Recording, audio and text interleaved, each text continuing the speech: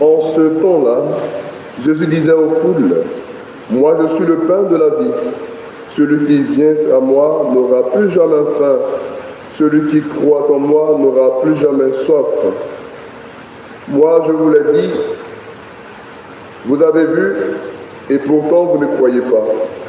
Tous ceux que me donne le Père viendront jusqu'à moi, et celui qui vient à moi, je ne vais pas le jeter dehors, car je suis descendu du ciel pour faire non pas ma volonté, mais la volonté de celui qui m'a envoyé.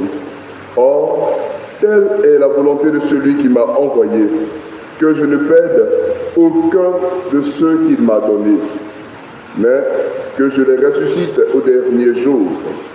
Telle est la volonté de mon Père, que celui qui voit le Fils et croit en lui ait la vie éternelle.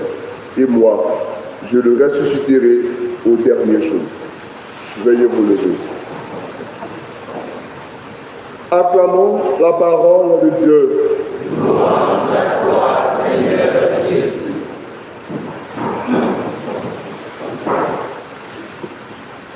Chers frères et sœurs, ce matin, il est vrai que nous appelons généralement l'évangile bonne nouvelle, mais il y a une bonne nouvelle dans cette bonne nouvelle.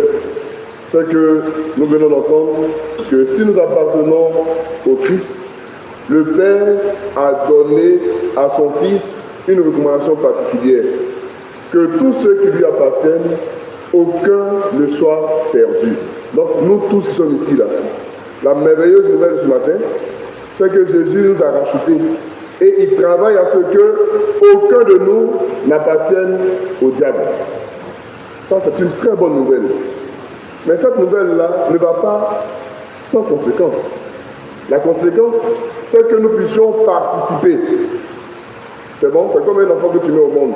Tu lui donnes tout ce que tu as comme amour, toute l'éducation. Mais si l'enfant là, il ne fait pas l'effort d'adhérer et d'accepter ce que tu lui donnes, c'est zéro. Il ne sera pas bon. Donc nous tous, le Seigneur nous donne tout son amour. Il nous donne tout ce qu'il a pour que nous puissions être sauvés. La preuve, c'est que sa parole, chaque jour, il nous la distille. Chaque jour, il nous la partage. Et si nous sommes connectés à sa parole, c'est sûr que ce vœu de son Père sera réalisé. Dans la mesure où, à travers l'application et la mise en pratique de sa parole, nous avons l'espérance du salut. Et c'est en voulant réaliser cela que le Seigneur passe par tout ce qui nous arrive pour atteindre l'objectif. Sinon, comment la persécution peut donner quelque chose de bon?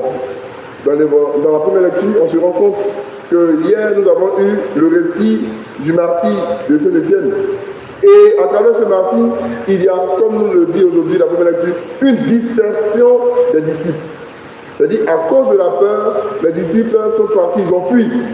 Mais dans leur fuite, la foi bouillonne toujours en eux, au point où ils ne peuvent pas se taire sur le mystère qu'ils ont découvert. Alors ils continuent à en parler. Et le Seigneur passe dans ce qui semble être un échec pour continuer l'œuvre de salut commencée à travers sa vie et sa résurrection. Alors nous dit le texte, c'est ainsi que se propage l'évangile. Et c'est ainsi que vous et moi, nous avons pu un jour entendre parler de Jésus. Sinon, Jésus, ce n'est pas notre cousin. Je vous dis qu'on va le connaître. Mais c'est parce que, à travers la dispersion, il y a eu proclamation de l'évangile. Et cet évangile-là s'est étendu jusqu'aux confins de la terre, jusqu'à vous et moi. Et donc, nous aussi, nous devons continuer d'étendre l'évangile jusqu'à ce que ceux qui ne l'ont pas encore entendu l'entendent, afin d'entrer dans cette volonté du Père, qu'aucun de ceux qui appartiennent à Dieu ne soit perdu. Telle est donc la bonne nouvelle et l'effort, la participation que nous sommes invités à faire dans l'élan de la réalité. Puisse Dieu nous y aider et que cette Eucharistie nous donne la force nécessaire. Amen.